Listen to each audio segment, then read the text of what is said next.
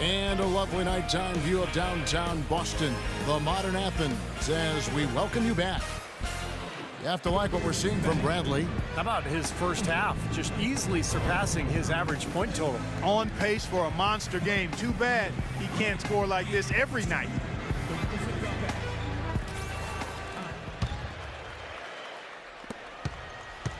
The Celtics with the lead.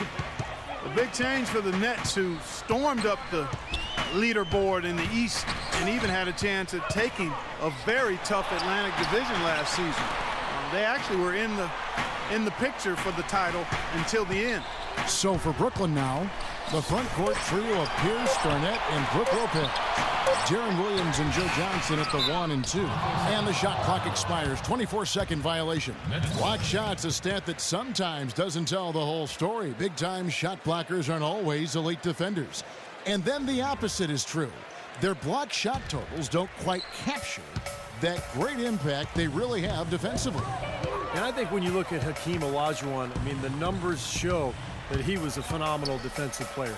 3,830 career blocks, two-time defensive player of the year. I think you put him alongside greats like Bill Russell, who played before blocks were actually recorded, of course, but you put Olajuwon up near Russell in terms of maybe greatest interior defenders of all time.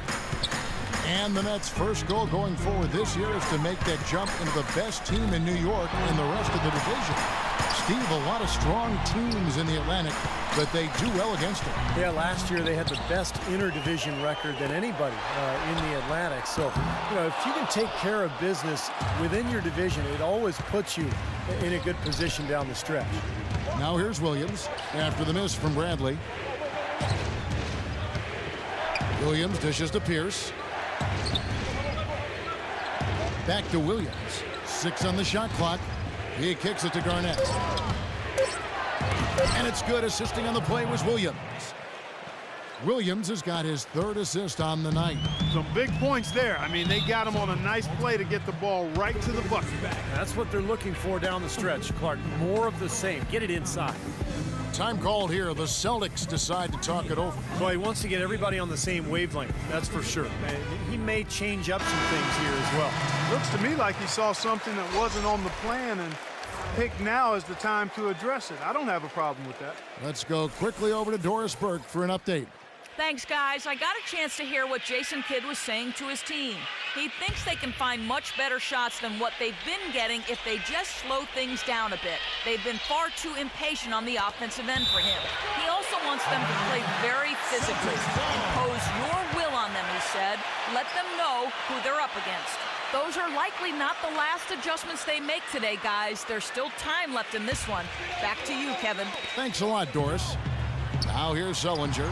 He hasn't yet put up any points in this one. Here's Bradley. That's not how you want to kick off the second half with 3 straight misses. And a foul called on the shot. Got him on the way up that time, so he'll shoot 2 right here. And we've got an update here, so let's check in with Damon Bruce, who's standing by.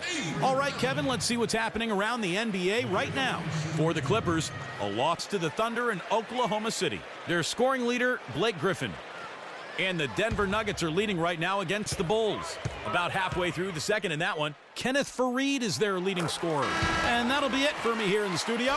Kevin? Always great to catch up on what's going on. Thanks, Damon. You know, there's still so many question marks surrounding a lot of these teams. So some of these early season games can be very revealing. The Nets making a switch here. Watch is checked in.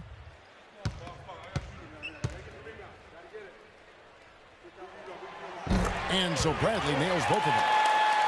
The Nets had a really solid debut season in Brooklyn last year. They made the big move in trading for Joe Johnson, but they also made some small adjustments that paid off for him as well. Now here's Johnson, averaging 13 points a contest. Passes to Bloch. The feed to Pierce. From deep, Johnson. Chris Humphries comes up with the rebound. Clark, as you said, a lot of people thought they would just be a top-heavy team with their starters doing a lot of the heavy lifting. But, Steve, they got contributions from all around. Well, they didn't have big-name players on the bench, but they had some guys like Bloch and Evans who were kind of under the radar, but came in and played very well for this team a year ago. Now, of course, you got big names across the roster for the Nets. The Nets have gone 2 of 4 here to start the second half. Johnson kicks to Kirilenko. It's Williams with the drive. Here's Pierce. From 16 feet away, he cans it. Pierce has got his second bucket of the game to go. His shooting has been good, but overall, I think his output has been somewhat limited. The defense really keeping him from getting the number of shots he'd like. Now, here's Bradley. 10 points for him. You know, Jared Sullinger was one of the top prospects in the 2012 draft, but concerns about his back dropped him to the 21st pick by Boston, and you know those concerns were well founded. He ended up going under the knife in February after a back issue in Boston. He did play well though prior to that injury.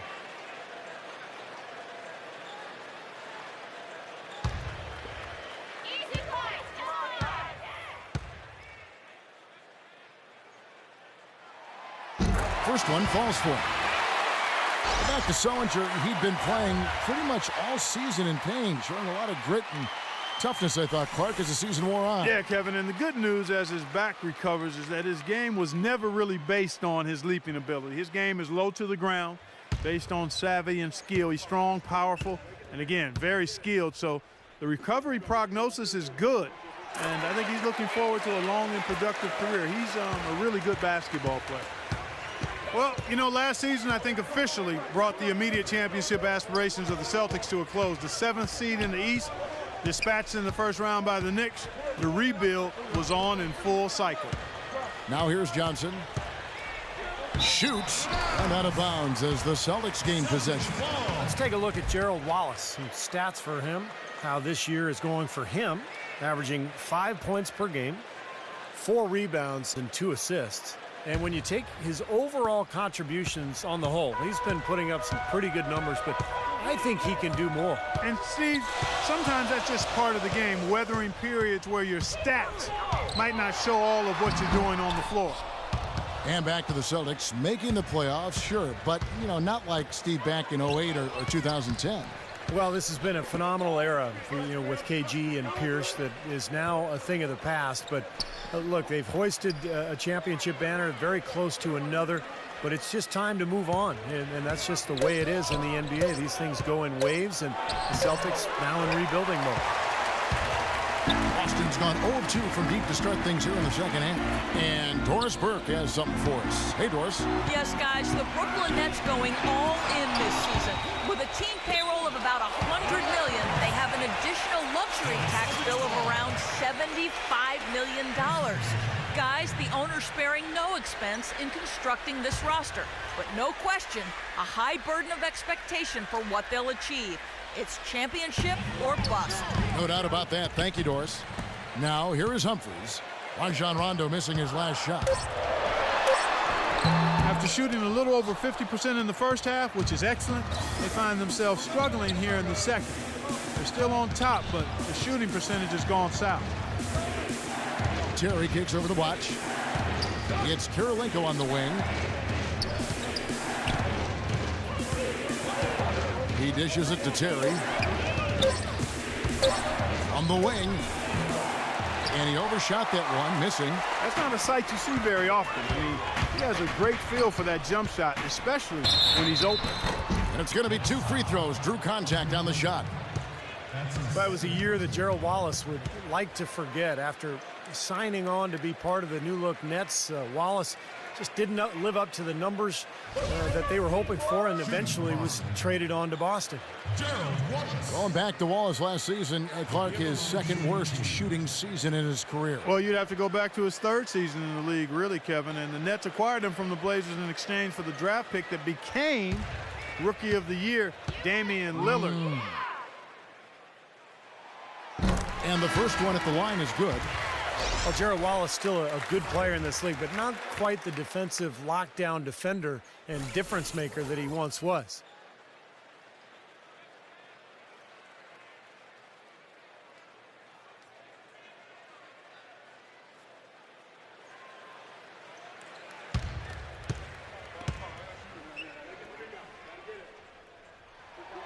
And so he hits both. And Wallace Clark, known as Crash for his aggressive play style. Always a high motor. Yeah, he's always in the mix. Really aggressive, a guy who rebounds well for his size, will attack you in the open court off the dribble. An all-star and all-defense first team in 2010. Terrific athlete, gives you 100% when he takes the floor. But he's got to up his production this season. Here's Rondo. Jason Terry picking up that last basket. Feeds to Bass. Gets to the rim for two with the D all over him. Bass has got the lead back up to 4 now for the Celtics. 32 seconds left to play in the third. Terry kicks to Johnson. Garnett in the post. He's guarded by Olynyk. Tries to keep it alive. Olynyk with the steal. Outside Rondo. Rondo off the pick from Olynyk. Rondo passes to Olynyk. To the paint. Here's Bass. Rebound, Brooklyn. Evans has got his 4th rebound with that last one here tonight. They've got the Timberwolves ahead of them next in Minneapolis. That'll be the 3rd game of this 3-game road trip. And we've watched 3 so far in this one. Celtics lead by 4. And when we return, we'll get the 4th quarter rolling right here on 2K Sports.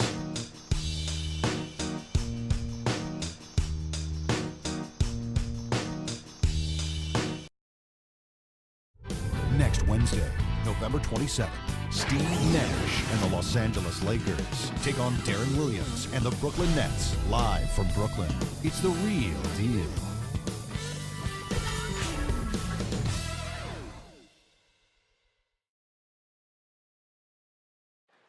And Steve, we've got a moment here to go to our State Farm assist of the game, coming on some very clever point guard play. Well, he mans that position for a reason, Kevin, because he passes the ball so well, sets up his teammates beautifully, really gets this offense into a nice rhythm. Delivering the pass important, but